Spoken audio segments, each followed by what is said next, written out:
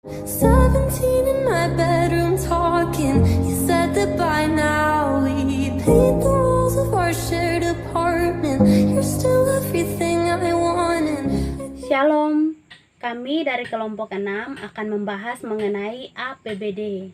Adapun kelompok kami terdiri dari Adriana Laida, yaitu Riyadi Ratome, ketiga Wilma Ismau, keempat Mehelina Bani, kelima Sekundina Bria, keenam Hendrik Detan. Adapun poin-poin yang terkandung dalam APBD yang akan dibahas adalah yang pertama, apa itu APBD? Yang kedua, apa isi APBD?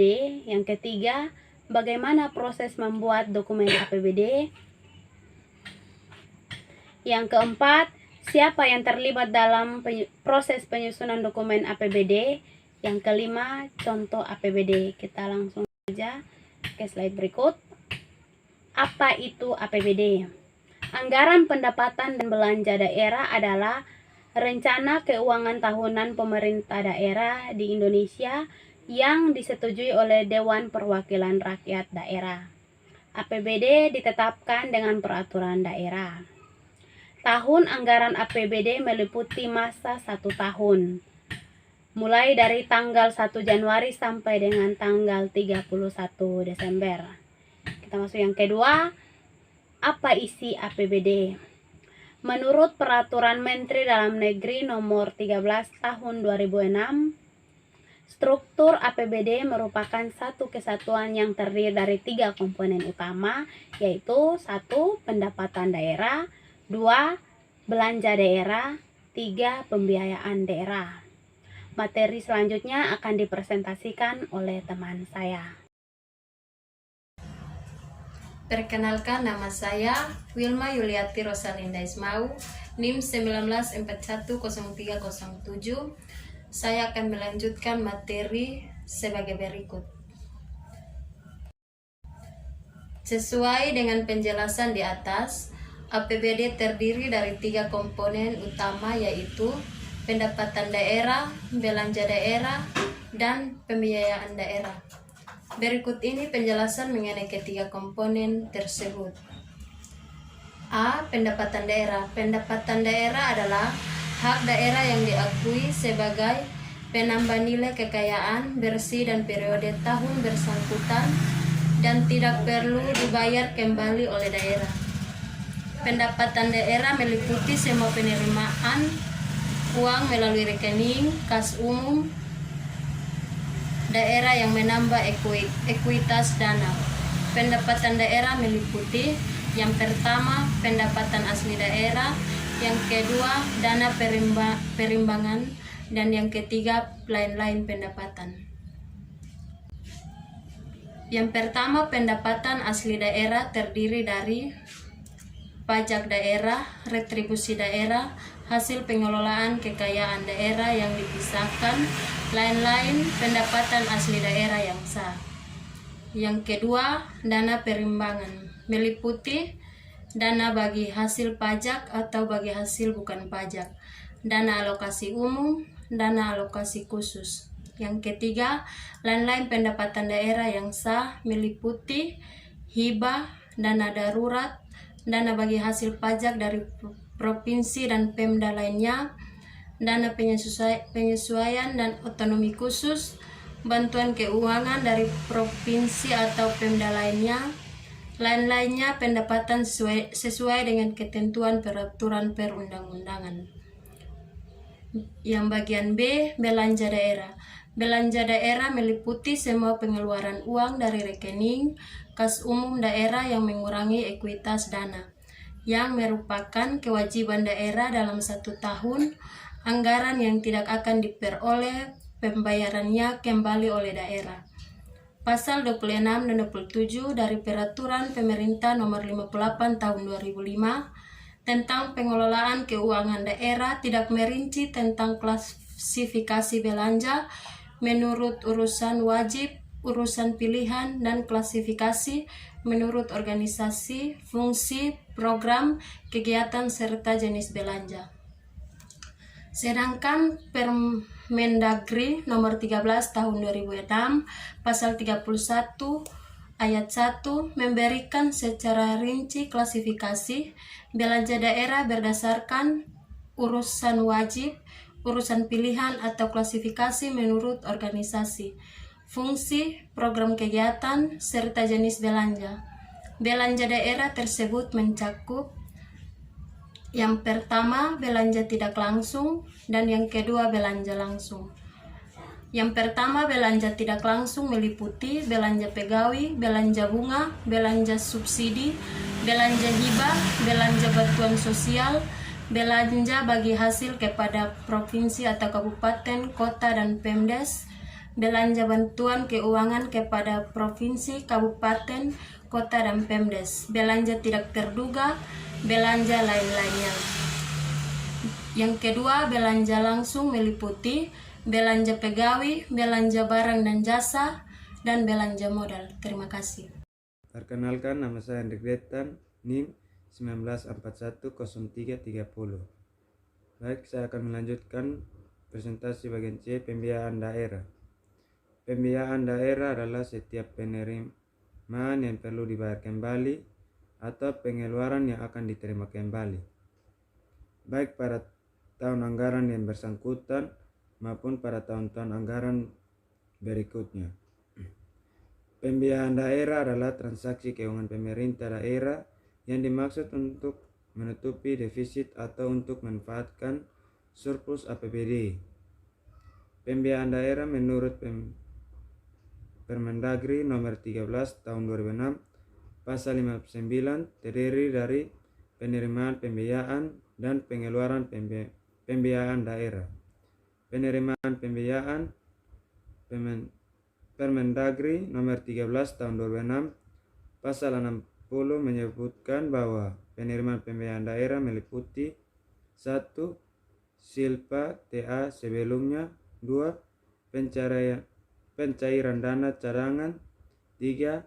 Hasil penjualan kekayaan daerah yang dipisahkan, 4. Penerimaan pinjaman daerah dan obligasi daerah, 5. Penerimaan kembali pemberian pinjaman, 6. Penerimaan piutang daerah, 7. Penerimaan kembali investasi dana bergulir, 8. Penerimaan pembiayaan lainnya. Baik, perkenalkan, nama saya Sekundina Bria, NIM 19410338. Di sini saya akan melanjutkan materi mengenai bagaimana proses membuat dokumen APBD. Jadi, proses perencanaan dan penyusunan APBD mengacu pada Peraturan Pemerintah Nomor 58 Tahun 2005 tentang pengelolaan keuangan daerah. Proses membuat dokumen APBD secara garis besar sebagai berikut. Yang pertama itu penyusunan rencana kerja pemerintah daerah. Yang berikut penyusunan rancangan kebijakan umum anggaran. Yang berikutnya penetapan prioritas dan plafon anggaran sementara. Yang berikut penyusunan rencana kerja dan anggaran SKPD. Yang berikutnya penyusunan rancangan Perda APBD dan penetapan APBD. Mekanisme penyusunan APBD adalah RAPBD diajukan kepada DPRD untuk menentukan apakah RAPBD tersebut dapat disetujui dan tidak.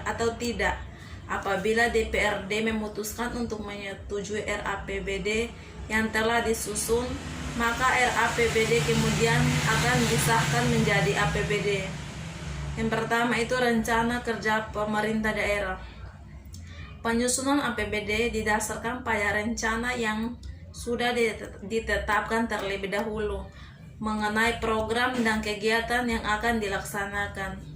Bila dilihat dari perspektif waktunya, perencanaan di tingkat pemerintah daerah dibagi menjadi 3 kategori, yaitu yang pertama, rencana jangka panjang daerah atau RPJPD. Itu merupakan perencanaan pemerintah daerah untuk periode 20 tahun. Yang kedua, rencana jangka menengah daerah atau RPJMD merupakan perencanaan pemerintah daerah untuk periode 5 tahun. Dan yang terakhir itu rencana kerja pemerintah daerah atau RKPD. Itu merupakan perencanaan tahunan daerah. Sedangkan perencanaan di tingkat SKPD terdiri dari rencana strategi atau restra. SKPD merupakan rencana untuk periode 5 tahun dan rencana kerja atau renja. SKPD merupakan senja kerja tahunan SKPD.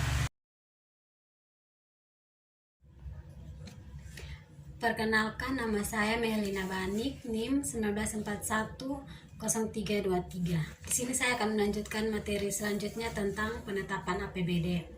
Proses penetapan APBD melalui tahapan sebagai berikut. Yang pertama, penyampaian dan pembahasan Raperda tentang APBD.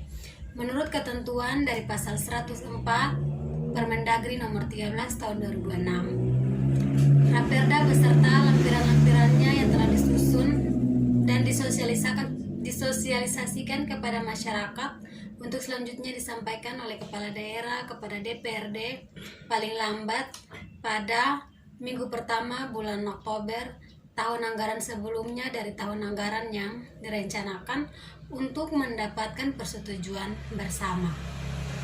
Pengambilan keputusan bersama ini harus sudah terlaksana paling lama 1 bulan sebelum tahun anggaran yang bersangkutan dimulai.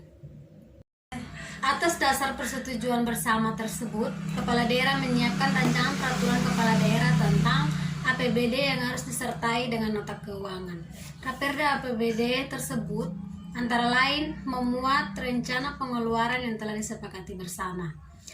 Raperda APBD ini baru dapat dilaksanakan oleh pemerintah atau kabupaten kota setelah mendapat pengesahan dari gubernur terkait.